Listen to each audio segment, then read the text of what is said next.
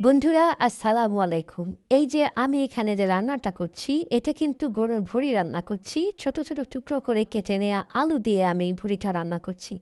না বন্ধুরা, এটা কিন্তু ঈদের কোরবানির গরু থেকে পাওয়া ভুঁড়ি নয়। কারণ আমার কোরবানি দেওয়ার কোনো সামর্থ্য নেই। আমি কোনো ঈদে কোরবানি করতে পারি না। এই ভুঁড়িটা আমি কোরবানি ঈদের আগে বাজার থেকে কিনে এনেছিলাম। সবাই যখন গরুর ভুঁড়ি খায় তাদেরটা দেখে যেন আমার লোভ না আসে সেজন্য আমি নিজেও একটু গরুর ভুঁড়ি রান্না করে খাওয়ার জন্য এটা কিনে এনেছি। যাই হোক গরুর কোরবানি সম্পর্কে বলি। আমাদের এই দেশে বিশেষ করে আমাদের এই ঢাকা শহরে প্রতি বছর গণিতে গণিতে হাজার হাজার গরু কিন্তু কোরবানি হয়। কিন্তু কয় টুকরো মাংস দিয়ে পাশে প্রতিবেশীর হক আদায় করা হয় আপনারা বলুন তো? এই তো আমাদের বিল্ডিংয়ে কম করে হলেও প্রতি বছর 6 থেকে 7টা গরু কোরবানি হয়।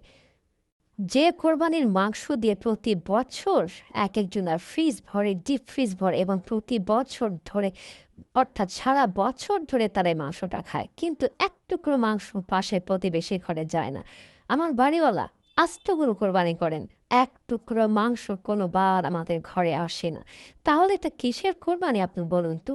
যে কোরবানির মাংস দিয়ে আপনার পাশের প্রতিবেশী, বিশেষ করে যারা কোরবানি করতে পারে না, আপনার মাংসের দিকে তাকিয়ে আছে, সেই তাদের হক আদায় হয় না, তাহলে এটা কিসের কোরবানি? এই কোরবানি কি জায়েজ হয় বন্ধুরা?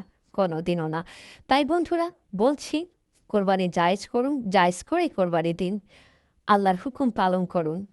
বন্ধুরা, আমার ভিডিওর এই কথাগুলো আপনাদের ভালো লাগলে আমার ইউটিউব চ্যানেলটিকে সাবস্ক্রাইব করে আমার সাথেই থাকুন প্লিজ।